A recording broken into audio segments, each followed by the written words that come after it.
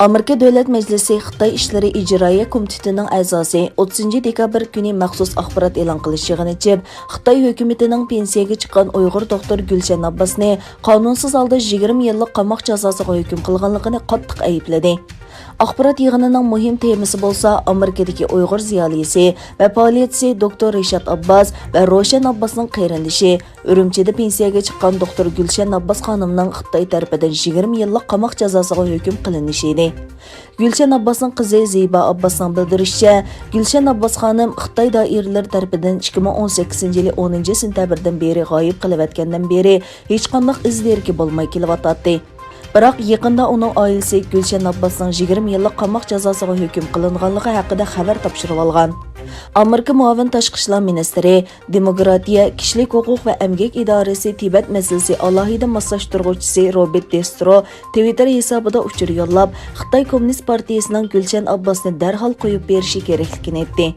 Amerika Davlat Majlisi Xitoy ishlari ijroiya komitetining raisi James Makrovin so'z qilib mundaq dedi: Gulshan Abbosning 20 yillik kesib etilishini biz Xitoyning uning Amerikadagi yaqinlarining kishilik huquq faoliyatlari uchun o'ch ilish niyatida qilganligiga ishonamiz.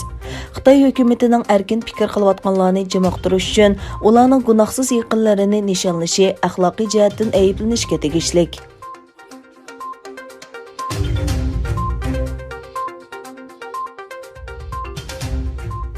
Bugun yani 1-yanvar Sharqi Turkistondagi yig'ilish lagerlari qurbonlarining oila tavobatlarining Istanbuldagi Xitoy konsulxonasi oldida norozilik faoliyatining 10-kunidir.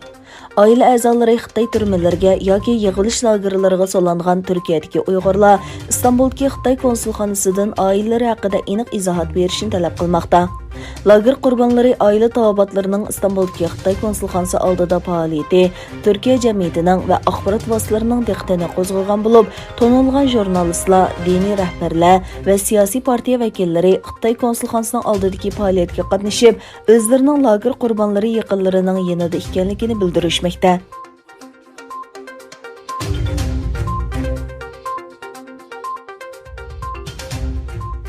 Aqsaray Davlat bexatarlik maslahatchisi Robert O'Brien Xitoyning Afg'onistondagi Amerika askarlariga hujum qilish uchun bir qism davlat sirtidagi tashkilotlarni pul bilan ta'minlaganligini doklad qildi.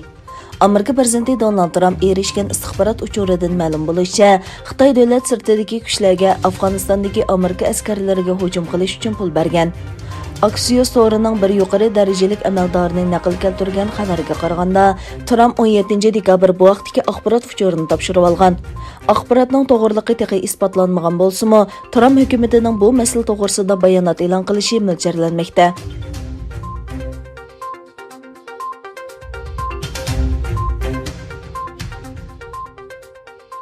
Xitoy kasalliklarining oldini olish va kontrol qilish markazi Xitoy virusining Angliyada o'tirg'i chiqqan tez tarqaladigan tipning Shanxayda ko'rilganligini e'lon qildi.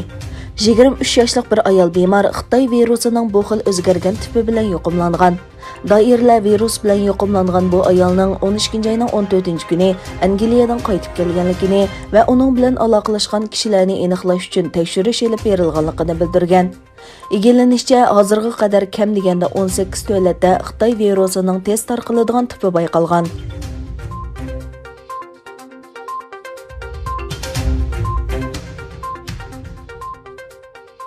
Aqli iqtidorli telefon ishlab chiqaruvchi Amerika olma şirkati bir kunda Xitoydagi mingdin do'konidan 39 ming o'yinni elayotgan.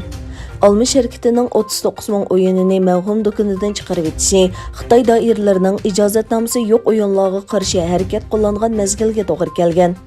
Olma şirkati ijozatnomasining vaqti to'shqan degan sabab bilan bu o'yinlarni o'chirayotgan. O'yindan boshqa Olma şirkati yana app bozoridan ba'zi qo'llanishchan programmalarni o'chirayotgan. Egillanishicha, mavhum do'kondan o'chirilgan detallarning umumiy soni 46 mingdan oshadi ekan. Do'kondagi 500 ming haqliq o'yindan faqat 74 mingining qolganligi ma'lum.